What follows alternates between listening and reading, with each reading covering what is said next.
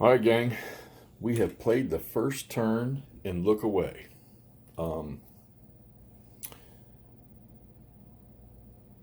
the game it's broken down into I call it three phases. There are three major segments of the game, and then within the segments there are can be multiple sequences. So the three major ones are: you have a decision segment, then you have your impulses, and then you have your reorganization. Um, so the decision segments, the decision segment, both sides are acting at the same time. Um, the last segment, the reorganization segment, both sides are acting at the same time. And the middle segment is the impulses. It has multiple phases: movement. Um, you have supply, you have movement, you have battle development, then you have combat, then you have a war effort sequence. And then the final one, the reorganization segment, that's where I think most of your time is spent, where you're building stuff, you're gaining supply points, you're foraging, you're recruiting, you're trying to find mounts for your dismounted cavalry that needs horses. You're creating supply wagons, depots. Your engineers are working on railroads and stuff like that. Now, I haven't got that deep yet because, like I said, I've only played the first turn. All right, so let's back up here. So you have a decision segment, and you see these two chits right there. Three. This is for my next turn. So in a two-player game, you would each side would determine how many operational effort points they want to spend. All right, so the Confederates have a maximum of from 0 to 3, and Union has 0 to 4. What I'm doing is to sort of make it random, is I'll just roll a dice and count through the chits and pick the one that, whatever the dice goes up to.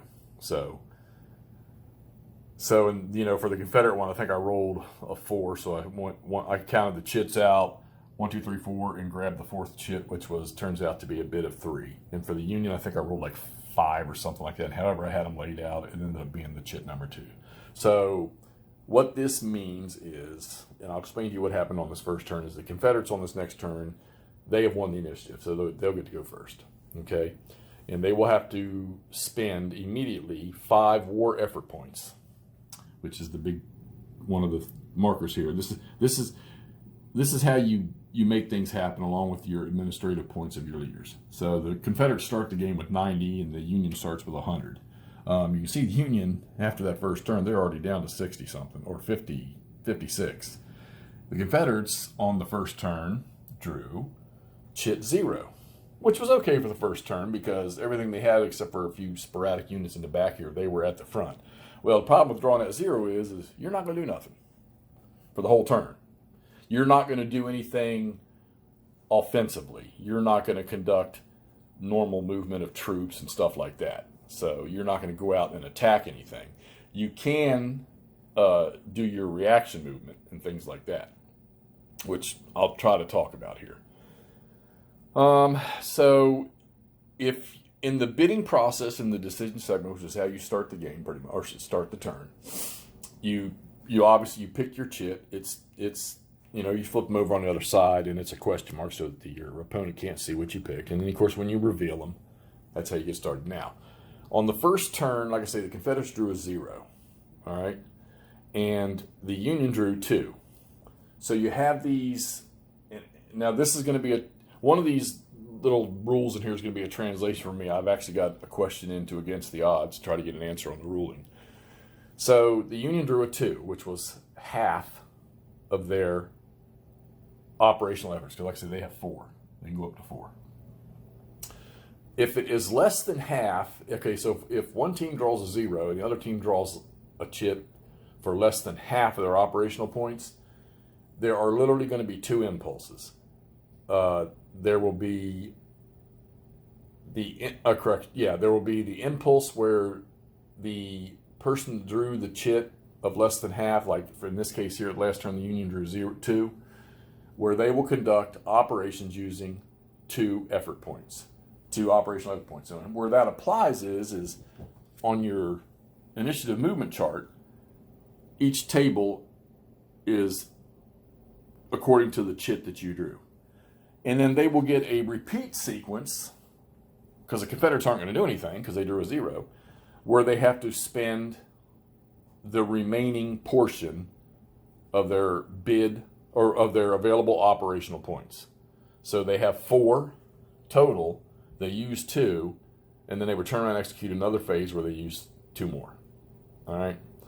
So in other words, they get 2 impulses. And then the other scenario is if they bid more than half of their operational effort and the other team bids 0, it's a similar situation where they use.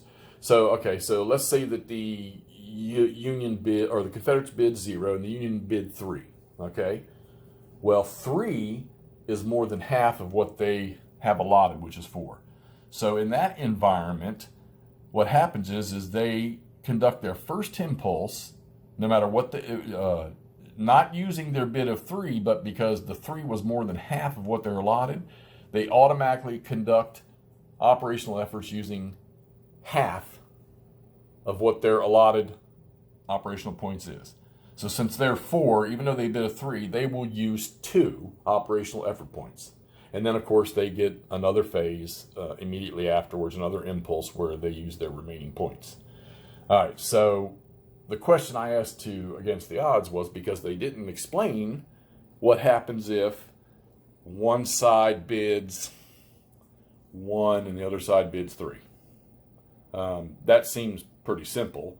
The one side can use whatever points they want. They'll use their 3 in their first operation, and then if it was the Union, he would have 1 more operational point he could use in 1 more impulse. Whereas the other team, like say the Confederates bid 1, they would still have 2 more operational points they could use in another phase. Yeah, seems difficult, but when you're actually doing it, it's not.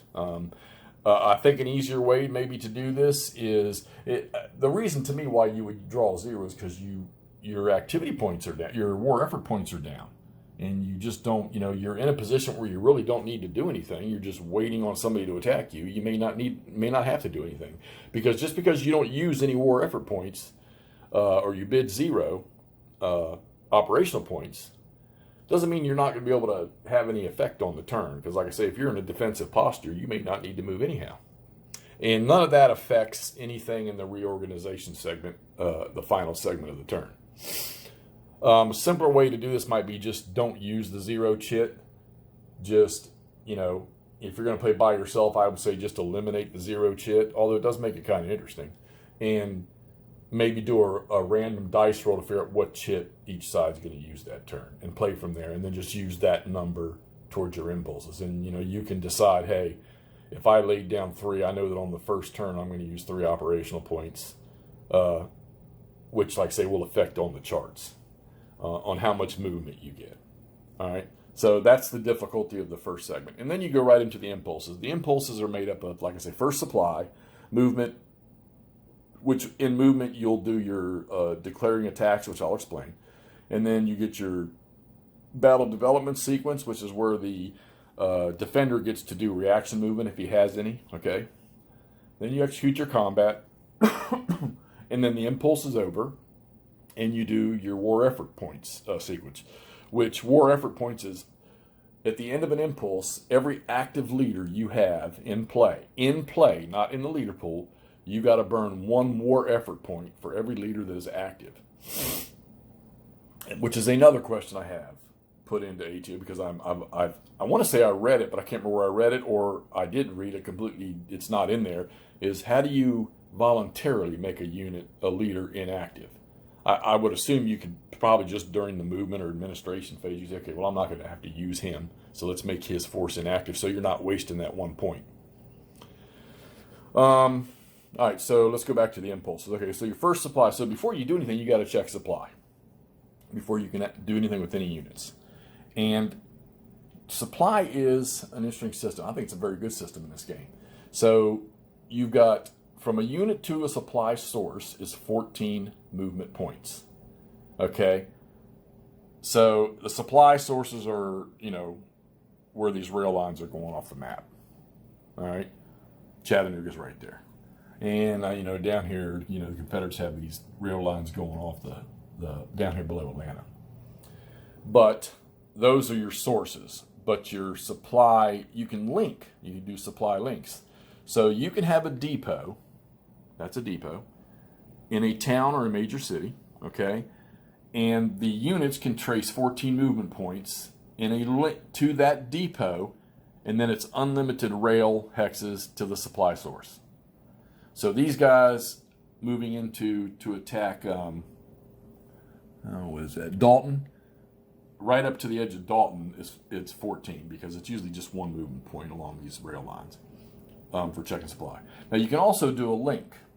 So these depots, they're not going to move. Well, it's city to town. They have to be in a town or a city.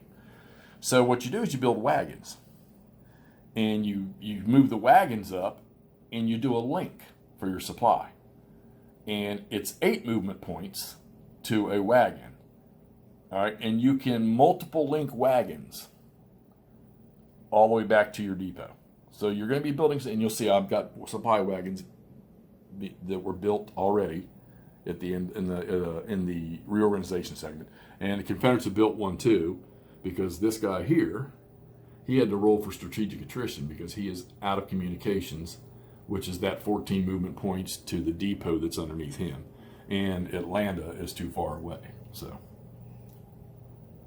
that's your supply system. So you got your source, the rail lines going off the map. You've got your link items like the depot and the supply wagon. So like I say, if you have a depot sitting in Calhoun, right there, where's Calhoun? Right there, you can have multiple supply wagon links back to the depot, and then the depot following unlimited rail line hexes off the map. And that's it. It's actually pretty simple. You're just counting the number of hexes using movement points. There's a lot of games that are like that. Okay, so then you go on to your movement segments. All right, so whoever has the initiative, he will take the leader's administrative of who he's going to move, all right, and he will use those charts according to whatever war effort points. So let's say that they bid, or operational points. So let's say that we're going to use that Union 2. So you'd find the administrative rating of the leader, which for the force, so whoever the overall commander is, so there's Sherman right there, he's a 5.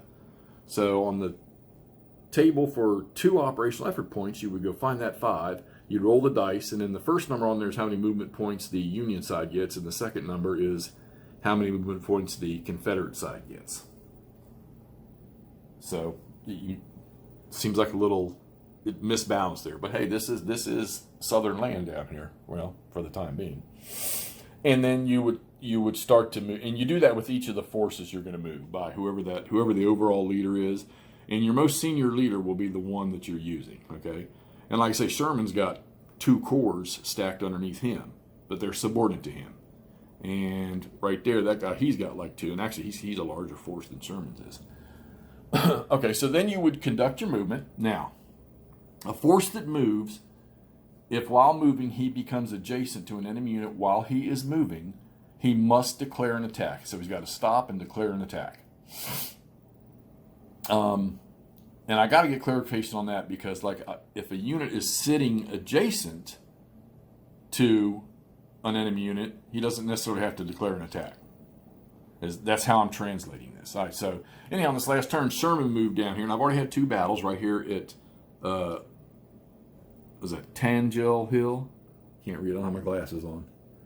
Let me find my glasses. This will get ugly if I don't.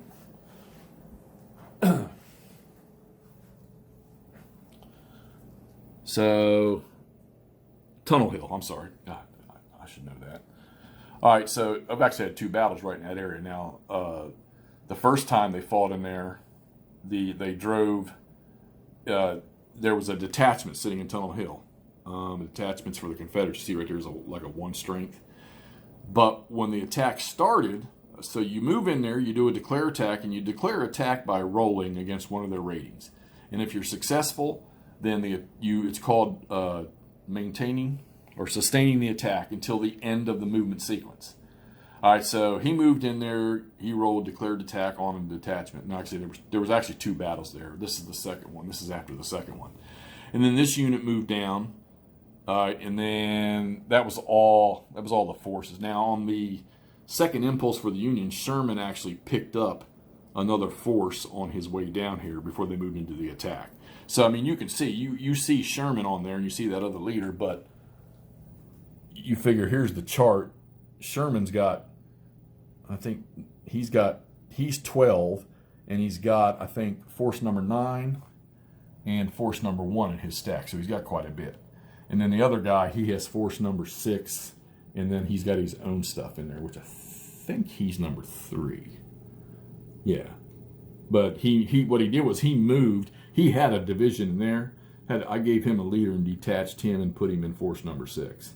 So that corps has 2 divisions in it now. So they weren't able to get into a combat position there, or an attack position, but they probably will on this next impulse. But Sherman moved down here, and he went to attack this. There was a detachment like that sitting where he is now. So he declared his attack, and he sustained it. And then when the combat sequence comes after movement, the first thing is the Confederates get a chance to do reaction. And again, you roll against a rating of the overall commander, and then he could take the whole force and run over there, or he could detach a force to run over there. So he detached the force in number 9 here, which you see that he has 4 divisions in there. And I'm sorry, no, it's this force here. Let me see who that is. Is that Hardee? Yeah, force number 9, and that is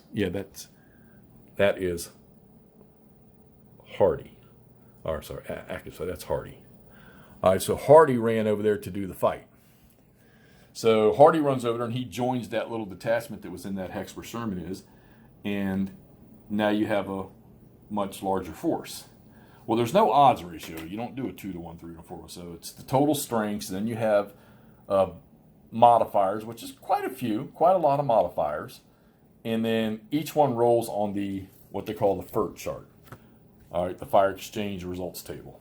All right, and then you apply the outcomes from that roll. So I think like the Union had like a -5 column shift, but they had like a +4 or +6 die roll, and the Confederates had like a -2 column shift, because it's weird.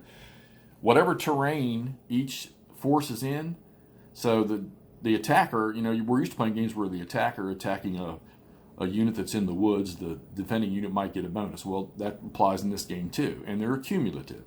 But the defender also has to use the terrain the attacker is in, and he might get column shifts. I'm pause for 1 second. Sorry about that. I'm hard boiling eggs, and I needed to turn the stove off. All right, so you would roll on this, and you would get your results, and the results aren't extravagant. You've got losses, you've got retreat, and you've got the potential for a morale check. Okay. So Sherman, the Confederates did nothing to him. They just rolled really, really bad. But Sherman hit Hardee's force for, I think, 2 step losses and a retreat of 3. Now here's the interesting part. Okay, if you get multiple losses, if you get any losses at all, on the odd number losses, so like let's say you get that Hardee took 2 step losses here. All right, so 1, 2. All right, so the first step loss is an odd number loss. The owning player gets to decide which unit takes the loss. But the even number loss, which would be the second loss, number 2, the attacking player gets to choose which unit takes the step loss on the enemy. That's kind of interesting. All right, and the attacking player gets to select their retreat path. This is when there's cavalry involved. So he got to manipulate the retreat path of Hardee. So he chased him away from Johnston. Okay? Interesting aspect to the game, where the attacker controls where the defender runs away to. And I don't know, that kind of makes sense, because you might have your cavalry out on that one flank, and you get the Rebs running, you get the enemy running, and they're not going to run that way. They're going to run the other way. So I think that's a cool and interesting little addition to a game. All right, so, and then Sherman, of course, he advanced into the hex after he drove him out. So now Hardee's in a difficult spot there because the rail lines are over here and he's on the other side of these mountains. And Johnston now does not have that force. Had there not been any cavalry in Sherman's force, then Johnston or Hardee could have retreated back towards Johnston. But like I say, the rule says that the attacking player gets to decide where he's retreating to, which I thought was really, really interesting. Okay, so you go through, you do your combat. Once combat's done, the combat sequence is over. Like I say, then you go and you do your war effort sequence, where that's for every leader. I think the Union took 2 leader losses. Matter of fact, and once if they're killed, they're out of the game. And they have a thing for wounding in here too, where they can they suffer for so many turns, and then you roll to see if they recover or whether or not their wounds kill them. But those 2 guys got killed. I didn't even look at who they were. Let's see who they were. We got Elliott and Logan. I don't know much about them. Okay, so that takes care of combat, and then like I say, you go to your war effort sequence where for every active leader on the board, and even if he went inactive involuntarily, you still got to subtract war effort points over here, okay? And you don't reset your war effort points every turn. Union starts with 100, Confederates start with 90 in this scenario. You can get war effort points as the game goes on, but you're not going to get back to that 100. Now the Confederates, they actually went over 100 because they didn't do anything on the first turn. All right, so your combat sequence ends, your war effort sequence ends, then you go into reorganization. I'm not going to get into all the details of reorganization, but it starts with by the way, also too, when you do combat, you check supply right at the instant of combat. So just to make sure. And you have, I haven't had to get into how you use, like, you have 3 forms of supply. You have out of supply, you have combat supply, and you have full supply. And then you also have communications. Communications is that distance thing, the 14 movement points, 8 movement points, using links back to your supply sources. And the full supply is, hey, if they're in that thing, if they have the chain of supply, the line of communications, they're in full supply. If not, then you start using the supply points that the force commanders have, and you become in combat supply. If he has no supply points or you have no access to a supply source, then you're out of supply. Obviously, that's not going to happen here on the first couple turns. Like I said, I did have he was his line of communications was too long, so he had to roll for attrition. He got lucky though and didn't lose anything.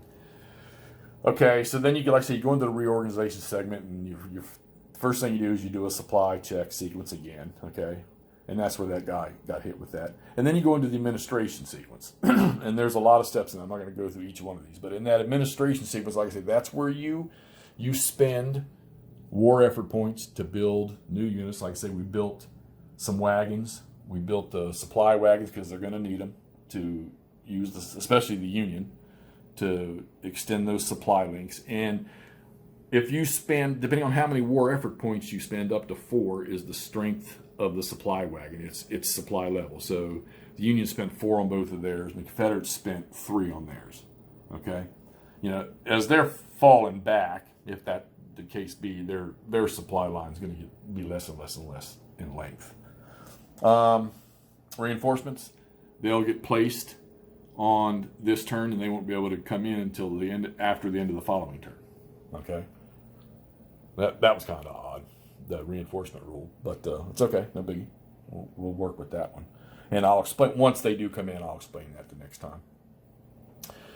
You do foraging, so like right here, you can regain supply points, and when you forage, you account for all the hexes around you. If they're all clear terrain hexes, which cities and towns are considered clear terrain, so all these hexes surrounding him.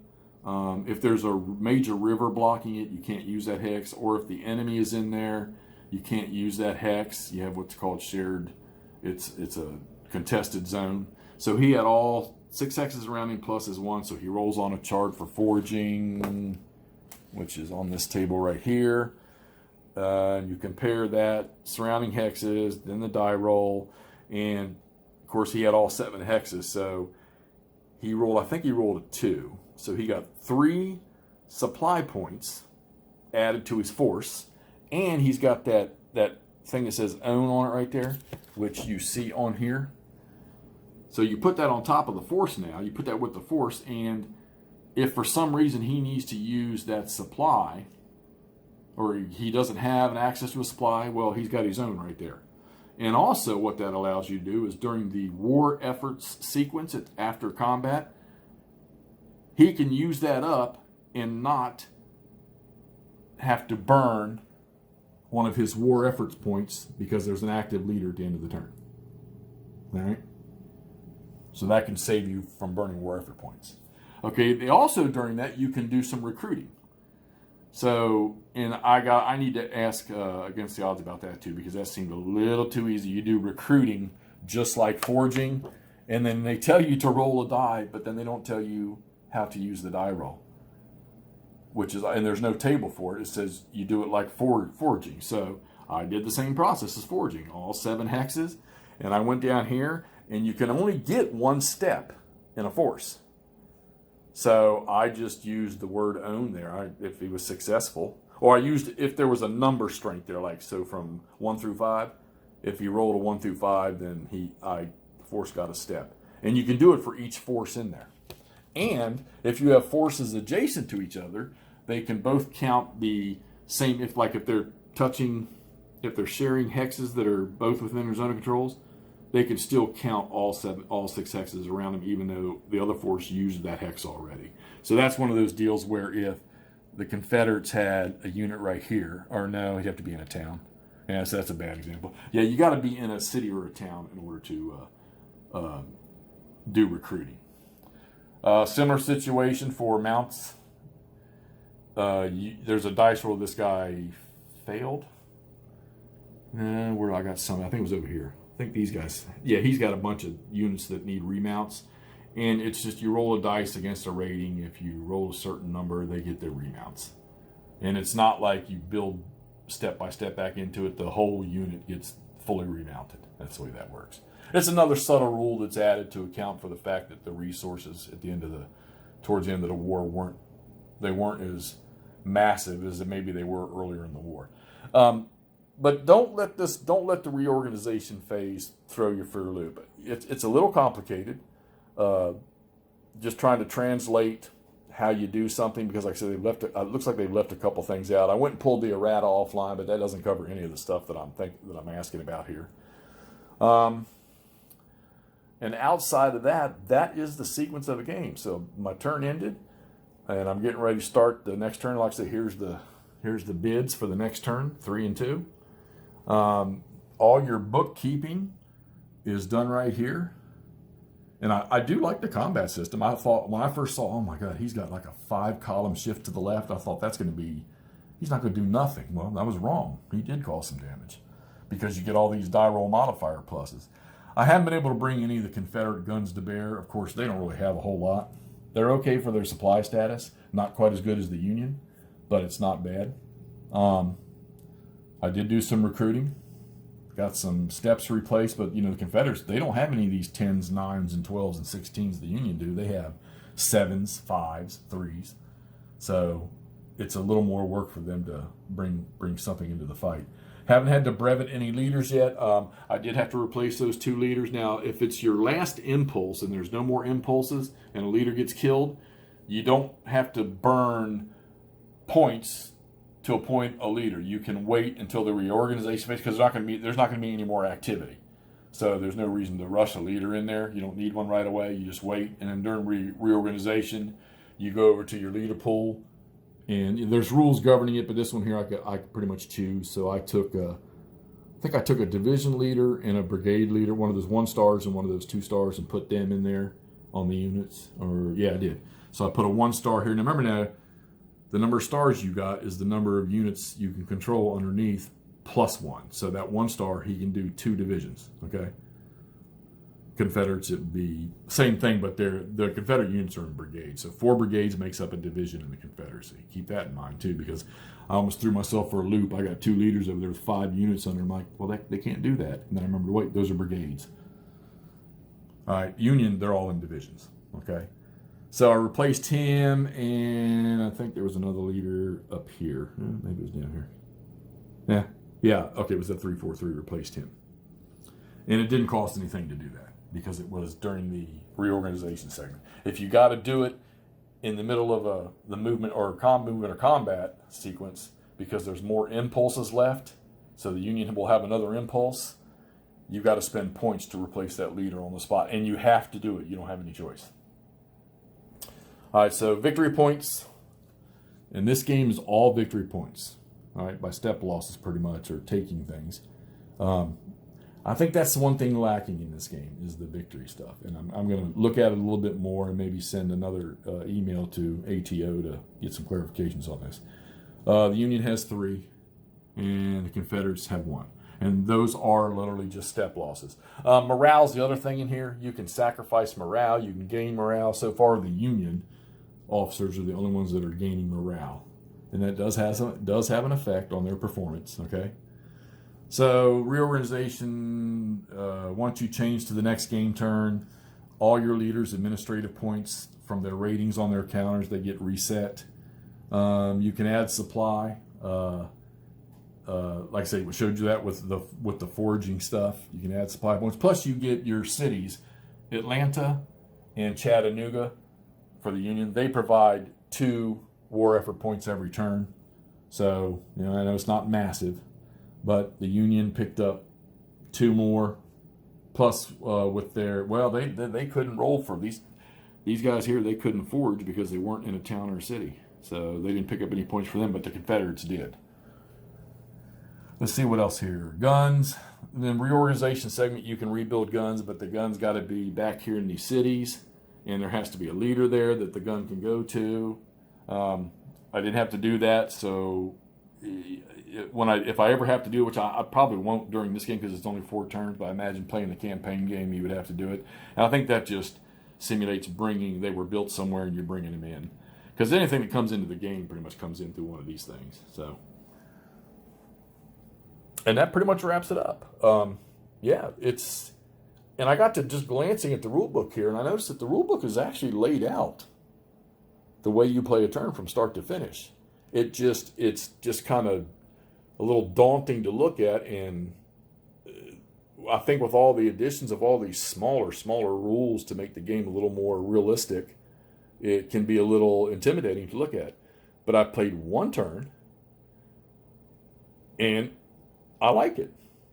I honestly do like it. So now I'm going to dig into that second turn hopefully today. I got a couple other games set up, and I'm going to probably be messing with those. I got Red Typhoon set up from Revolution Games, and I've got Barbarossa Derailed. There's my stove going, my timer. Hold on. Yeah, I'm saying I've got Barbarossa Derailed Smolensk set up. I need to learn the OCS system. I've been watching Gamer Hudson. He's got a couple of good instructional videos on that OCS, and he recommended the OCS Depot for other instructional stuff. So I want to start learning that OCS system. I want to learn the battalion command system. I want to learn the tactical system. So I've got those two games set up in the back room. Red Typhoon, I think I set it up and read the rules in under 45 minutes. And I think I'm actually going to enjoy that game because it's pretty simple with good 5 or 6 good special rules to make the game interesting. So probably get after those 2. Plus I got some games I'm punching and clipping. But I like this game. And I also have Heartland Army of the Tennessee back there. And there's another one, I think it's Great Invasions North or something like that. I got that hovering around here somewhere too. But I'm going to keep playing. So I do like this game. Like I say, the map's not very cluttered. All your accounting is done on these charts, which is fine. And they're nice charts. I think I saw somewhere where somebody created one themselves that gives you a little more room to play with. I'll have to dig and look for that one. But yeah, good game, guys. I don't know why nothing's been posted. I guess it's because the rules look so intimidating. And the map, I love the map. The charts on the map are awesome. Some of the better ones I've ever seen in a game, and they're simple to look at, easy to look at. And as far as charts on paper, there's really not that much. I've got front and back of 2 pages, and one of them is just covering sequence of play and weather. Performing the actions, not that hard. Do what Kev does from Big Board Game. Just get you some whiteboard markers and just write on your board when you're trying to figure your odds out, and then wipe them off with a paper towel or your finger. All right, so I hope you all are enjoying this. I'll try to get a little more detail, hopefully with this next turn, because the Confederates are actually going to do something. There'll be some more details. I'd like to put my camera down. Maybe I'll put it down and just shoot a combat sequence live on how you do combat.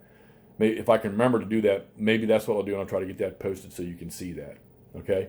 Enjoying it. Hope you all are going to enjoy this. If you do, give it a like, give it a thumbs up, so I'll keep after doing these things. And don't forget to subscribe and hit that notification bell so you're updated when I shoot a new one. All right, talk to y'all soon.